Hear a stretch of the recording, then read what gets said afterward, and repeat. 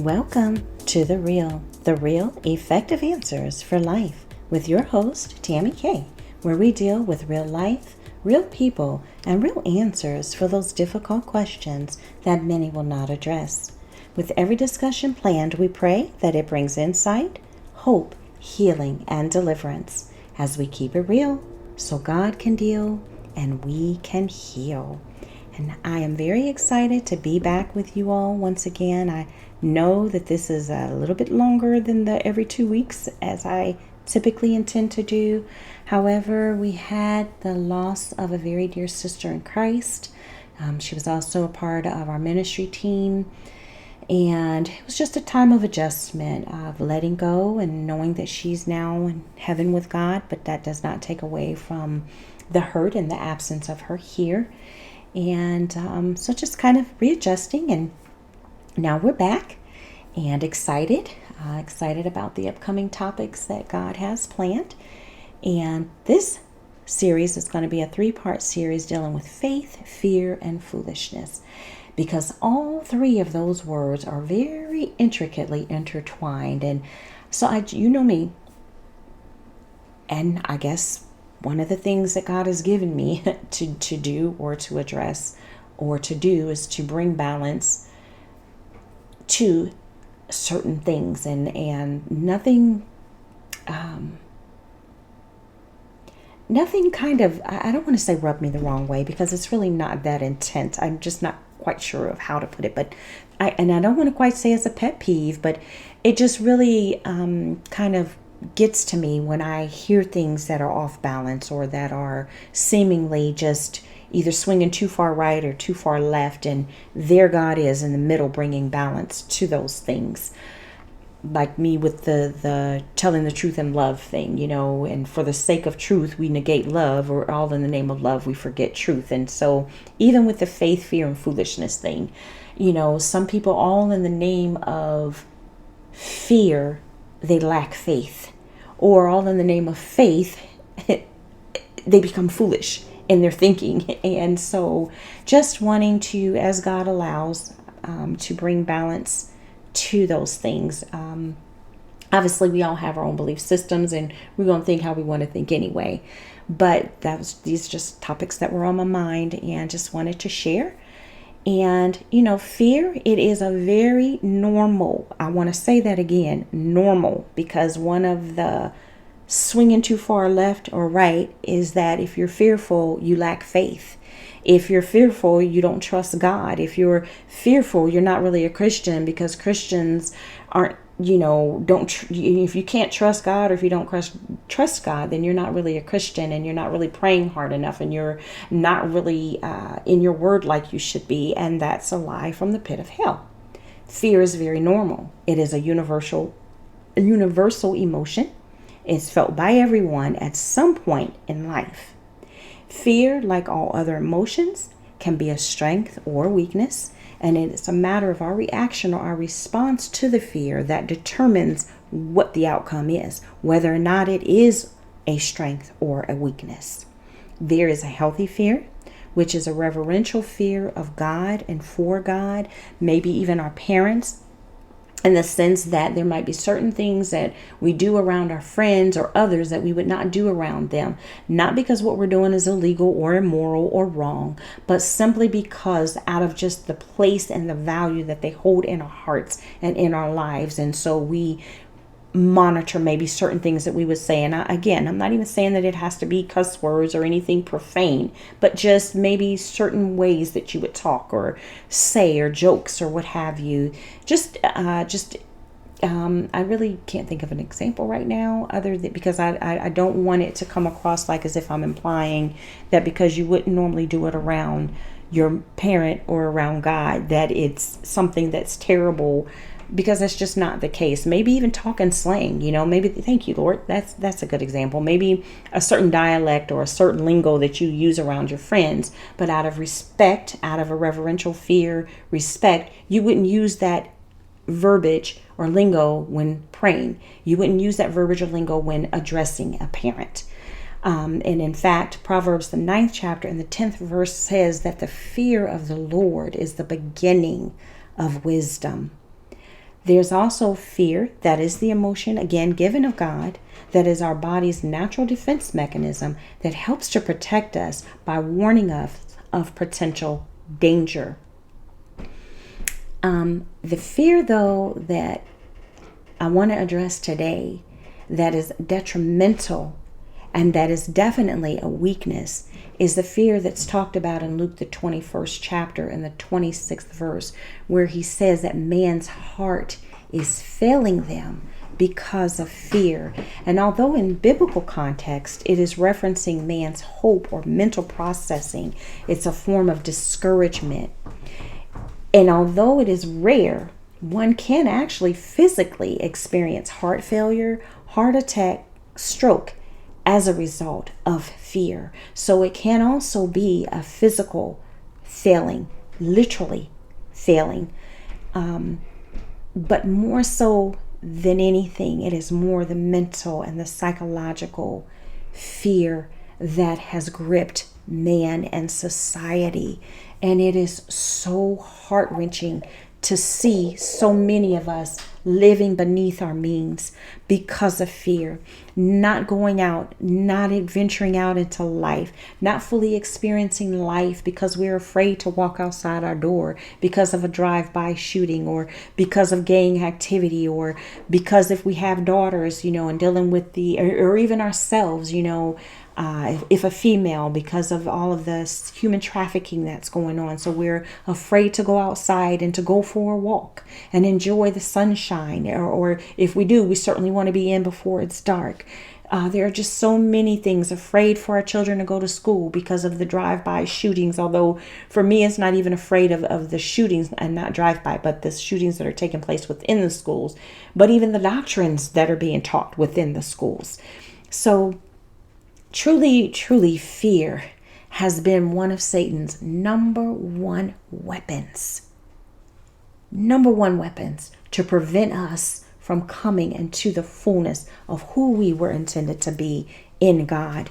And so I want to just talk about that today. I want to talk about what is this thing called fear and what makes it so powerful and effective. And I've referenced this before when I talked about embracing your new, and I kind of touched on fear, and I talked about how that fear is false evidence appearing real, because I was talking about, letting go of the fear of the new. And I talked about how, the saying that says that it's false evidence appearing real, but what makes that evidence appear real and so effective in preventing us from fulfilling the will of God in our lives is that it's rooted in something that was or is real. And it's rooted in the realness of a past failure, negative experience, or rejection. And when we decide to dream again, or when we decide to believe again, or to trust God again, or to try again, then here comes Satan and his little imps to remind us of that evidence. You remember the last time you tried for a job promotion and you were turned down. You remember the last time you tried a relationship or you thought about marriage and it failed. Remember the last time you tried building your own company and it plummeted and you hit rock bottom. And that fear sometimes is just us being in our own heads, or it's allowing others to get in our heads, and even others, not even so much enemies, others, even people meaning well-intended, family members or friends. And, well, you sure you want to do that? You sure that's God? You sure you're not doing too much? Or you sure, the last time you tried doing X, Y, and Z, no matter the source and no matter how it comes at you, it's still nothing but the enemy trying to bring that false evidence to keep you from possessing what God has for you. And so I know that I just said that it's rooted in what's real. And it was very real, and it was very true at one point in time in your life. But it is now false because it's a lie, and it's not what God is speaking to you now, nor concerning you in your season of new. And so when fear comes, we have three options of response. We can either freeze, we can either take flight, or baby, we can fight. And so we can freeze, which is a paralyzing fear, And it's an intense and overwhelming state of terror that can make it difficult or impossible to function. And this freezing can occur both in the physical as well as the psychological. And I remember I shared the story with you about me and the wolf spider. And I can remember I would get so annoyed when I would watch horror movies because I just could not compute why people were just standing there screaming. Why were they not running? Even if I get caught, you better believe I'm going to get caught running, baby. You're going to have to try to catch me. I'm not going to just stand there. And if I can't run, you better believe I'm fighting. I might go down, but I'm going down fighting with every ounce of God in me. And if it's to my last breath, I'm going down fighting. So I just could not understand for the life of me why people would just stand there screaming, just screaming. Until I encountered the wolf spider.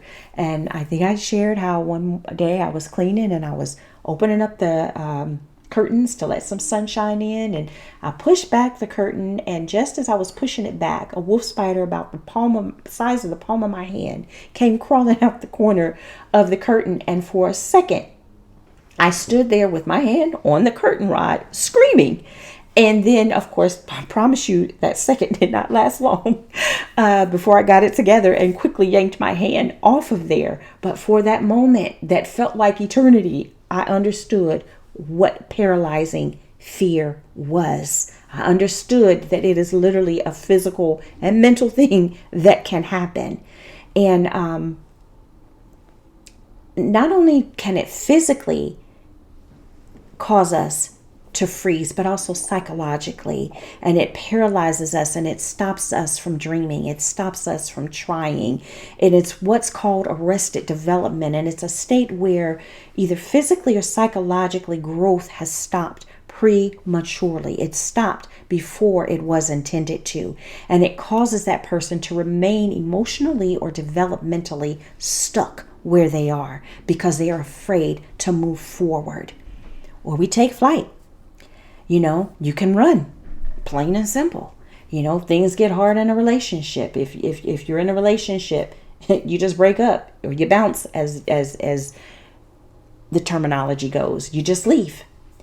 If you're in a marriage, you divorce. And I'm not talking about situations in a marriage where you're dealing with divorce. I mean, where you're dealing with abuse or you're dealing with adultery. I'm talking about in situations where, I'm just not happy anymore.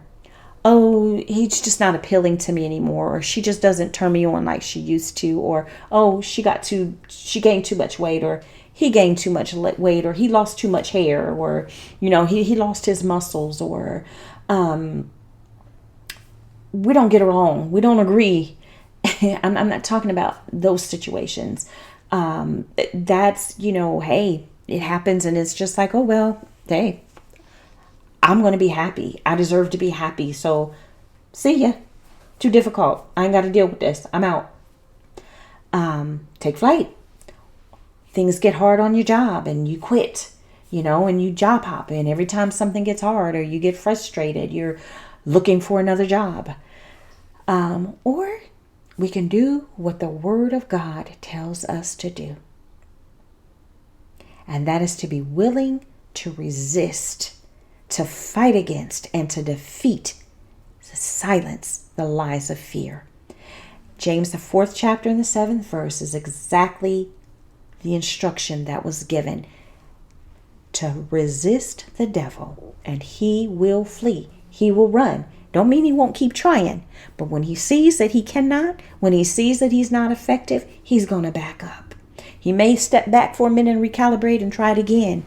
But if we continually resist him, if we continually stand our ground in Christ, not in and of ourselves, because we can't do nothing with him, but he can't do nothing with our daddy. And when we stand in God, victory is always guaranteed.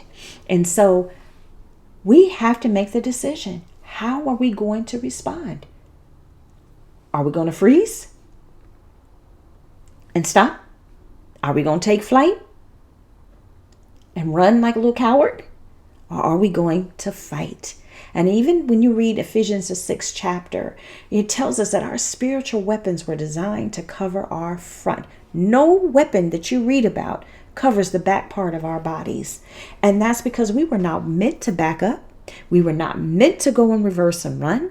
We were not meant to freeze, and we were not meant to take flight, but we were intended to advance forward, fighting, knowing that God is our rear guard. And even as I previously stated, courage is resistance to fear. It's mastery of fear, but it's not the absence of fear, according to Mark Twain. According to Nelson Mandela, courage is not the absence of fear. So it's normal. It's there. But it's our willingness to confront it, to fight against it, that makes the difference.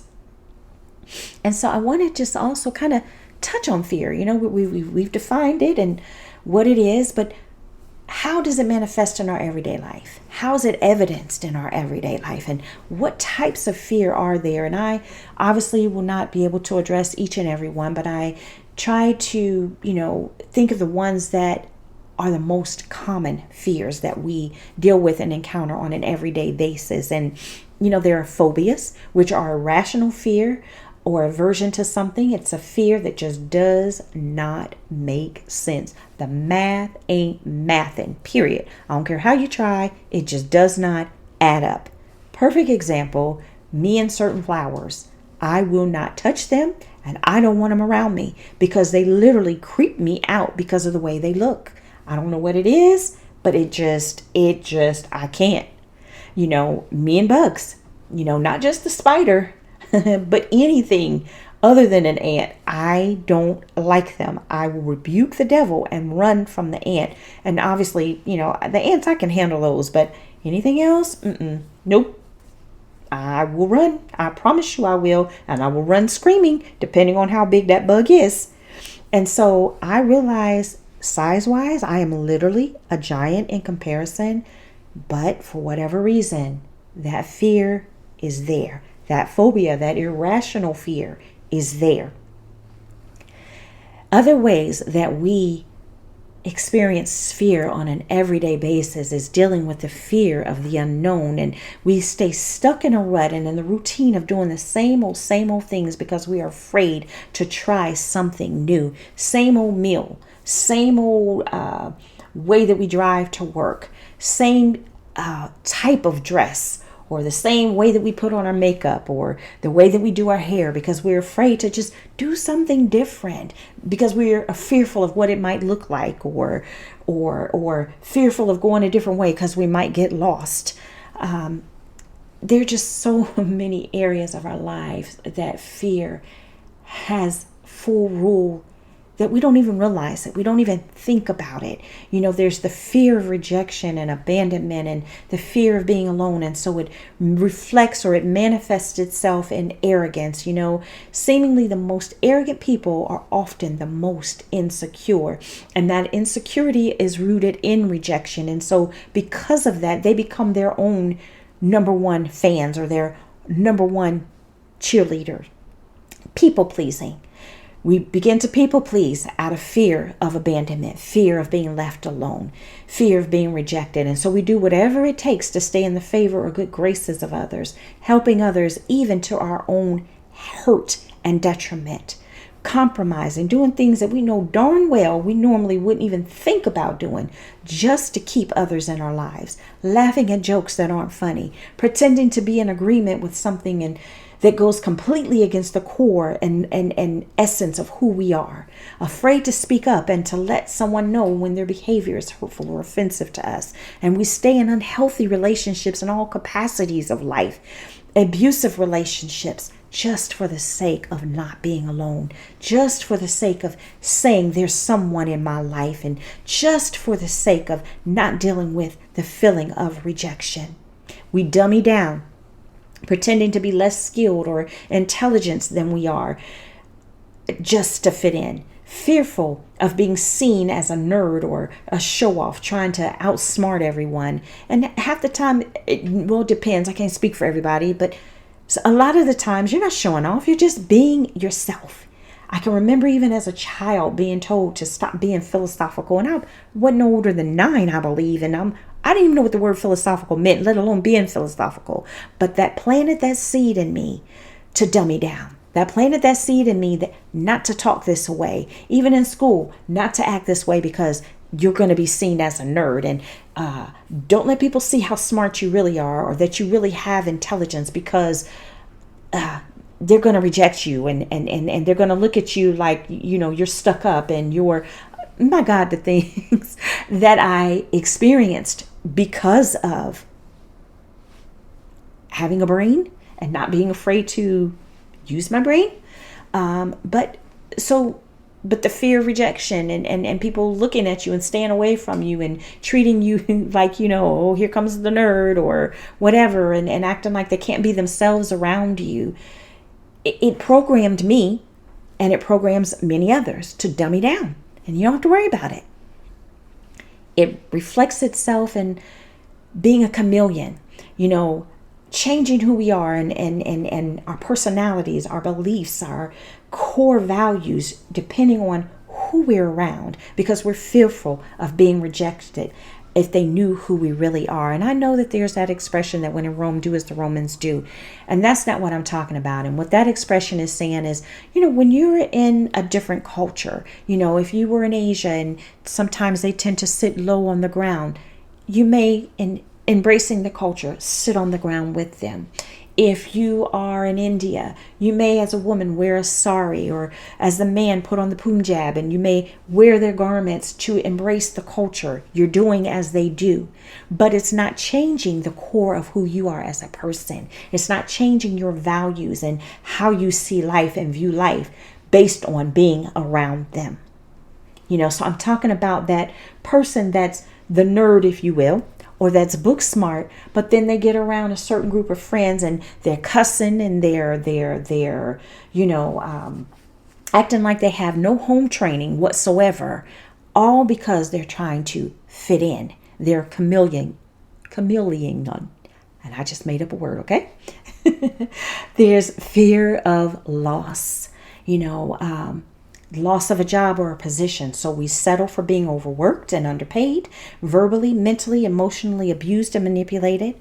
Hoarders, they have a fear of loss. Perhaps the seed was planted when they grew up in poverty and they did not have. And so now, because of that fear of being without, they're literally stacked from ceiling to floor with supplies and things to ensure that they're never without again. Or to the flip side of that, someone that is naturally wealthy, and yet, because of fear of losing that wealth, they literally live an impoverished life, not able to enjoy their wealth, not able to reap the benefits of that wealth. And now I'm not talking about using your money unwisely and just going out there and spending the money and throwing it away and rich today and poor tomorrow because you had no discipline and control. I'm talking about, that's normal. That's a God ordained thing. You're to use your money wisely, and that's a beautiful thing. But I'm talking about when it's to the extreme, to again, where you can't enjoy it, won't take vacations, won't buy a car, but you need one. You need a new car, but you won't get it because you're worried about money. Won't buy yourself new clothes.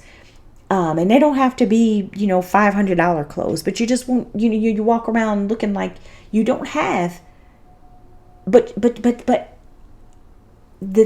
things that you need, you're missing your necessities in life because of fear of not having the money, but you're more than capable of paying for those things. Overbearing and protective of our children or our loved ones, fearful of letting them go.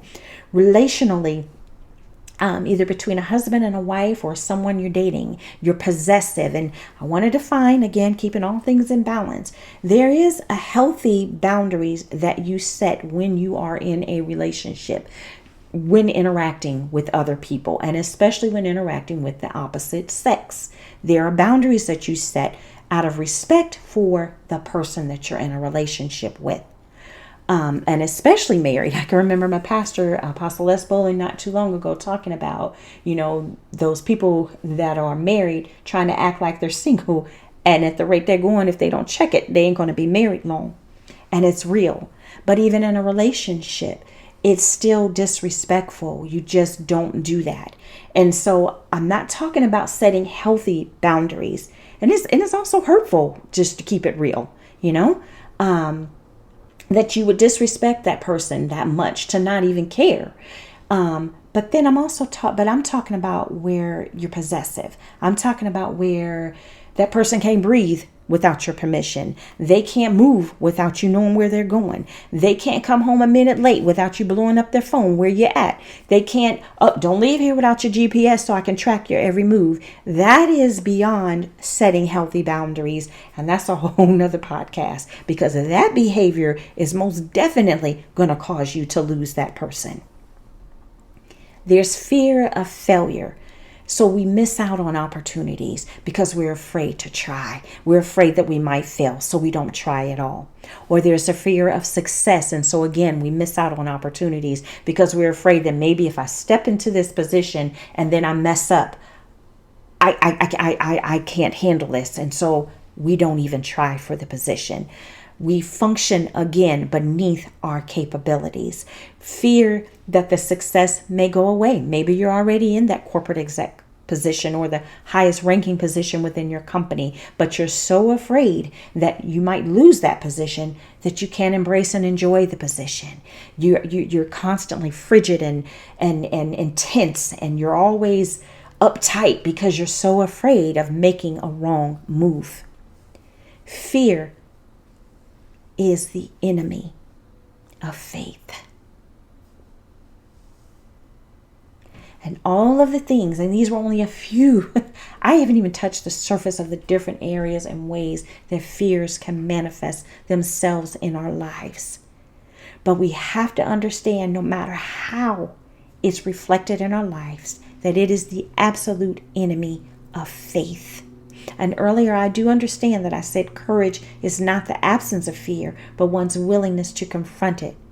But what causes fear to become the enemy of faith is when we do not trust God enough. And we would rather listen to that voice, that lie, that false evidence appearing real, and we exalt that above the realness of who God is in our lives. And we refuse to confront the fear that causes it to become the enemy of faith. And so how do we confront it? How do we practically confront fear? And I just, in thinking of an example, I'm going to use stage fright. The first thing is to admit that fear exists. So we have to admit that the stage fright is there, that we're afraid to speak in public. And then we have to pray about it or talk about it. Don't be afraid to talk to someone that you can trust and confide in, to share with them about your fear. And then determine why it exists. Pinpoint when that fear entered into your life, how it began, what evidence was planted in your mind to cause that fear to exist. So, in the case of public speaking, maybe it was you were in a school play and you forgot your words and everyone laughed at you and you never got up to speak again after that. So then, okay, what triggers the fear? Maybe it's the sight of a stage. Maybe it's the laughter of a crowd or being in front of a crowd. Identify a plan and ways to overcome that fear. So determine, how am I going to overcome this? What do I need to do? And maybe in dealing with the stage fright, you might determine that, hey, the only way for me to overcome this is to get back up and to speak in front of a crowd once again. Okay, so then we want to gradually then begin to follow through with this plan of action.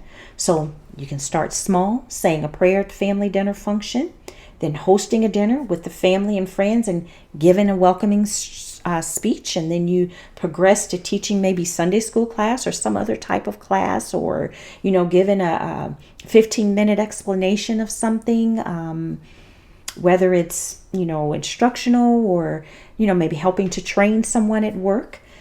You may then maybe progress to singing with your friends, doing a karaoke night, and you and your friends are all singing together and you're comfortable with the crowd, with them being with you, and then you sing by yourself, or you just keep doing little things to progress, and you keep doing things to open yourself up more and expose yourself to more people as you're speaking more.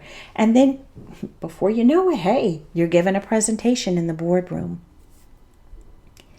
But whatever steps you take, celebrate your accomplishment, no matter how big or no matter how small that accomplishment is. And then lastly, keep confronting that fear until it becomes a conquered fear. God has not given us a spirit of fear, one that is tormenting and crippling, but He has given one that is of power, a spirit of love and of sound mind, according to 2 Timothy, the first verse. 2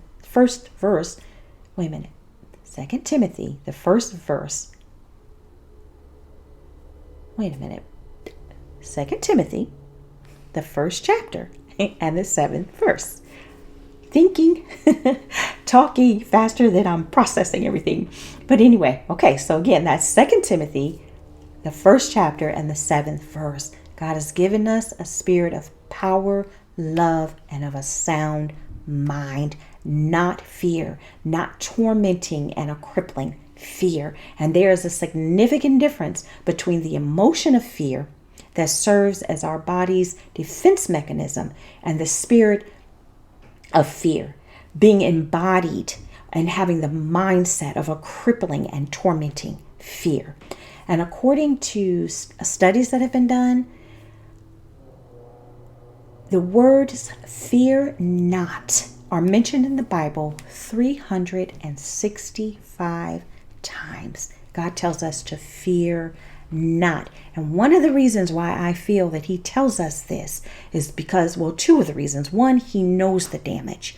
He knows the significance and the torment that comes with the fear and the damage that it can do to us and the lack of life. He said that He came that we might have life and that more abundantly. And He knows that fear prevents us from walking in that abundance of life. Fear prevents us from walking in the fullness of who we are in Him. But also, one of my favorite scriptures that hits home when dealing with fear, and I feel like God says to us to fear not, is because of this very reason. And it's in 1 John, the 4th chapter and the 18th verse. And it says, His perfect love cast out all, not some, not a portion, but all, hallelujah, fear. And this means that the knowledge of knowing that He loves us unconditionally, it does away with the fear of rejection, because we understand that we are accepted in the beloved of Christ, according to Ephesians, the 1st chapter and the 6th verse. It does away with the fear of abandonment and being alone, because He says that He will never leave us nor forsake us, according to Hebrews, the 13th chapter and the 5th verse. We know that when mother and father forsake us, that He will take us in, according to Psalms, the 27th chapter and the 10th verse. Knowing that His love, His perfect love, casts out all fear, does away with the fear of failure and the fear of success, because God plans to prosper us and not to harm us. He plans to give us hope and a future, according to Jeremiah, the 29th chapter and the 11th verse. It does away with the fear of lack, and I am paraphrasing Luke, the 12th chapter, the 22nd through the 31st verses, and it tells us not to worry about food or our bodies or clothing, because if God meticulously cares for the birds and the lilies of the field, how much more will He care for us? Again, paraphrasing Isaiah, the 43rd chapter and the 2nd verse tells us that when we go through the waters, we will not be overtaken or drowned. When we go through the fire, we will not be burnt. And it gives us the assurance that when we are overwhelmed and we don't know what we're going to do, and we don't know if we even have the strength to make it the next day, we've got the assurance, because of His perfect love, that whatever adversity we're going through, we don't have to fear it, because God is with us. And honestly, I could go on for quite some time, but for the sake of time, I'm going to stop here, and I'm going to save a lot of other things that I would like to say for the third part of the series, when we'll talk about faith. But in closing, I just want to remind you and encourage you that whatever you fear, remember to admit that it exists, pray about it, talk about it, determine why it exists, pinpoint where it began, what triggers that fear, identify and plan ways to overcome the fear, gradually follow through with the plan of action, Celebrate your accomplishments of overcoming the fear, whether big or small, and keep confronting the fear until it becomes a conquered fear. And I want to thank you as always for joining me once again. And I look forward to meeting with you on the next time. And until then, always keep it real so God can deal and we can heal.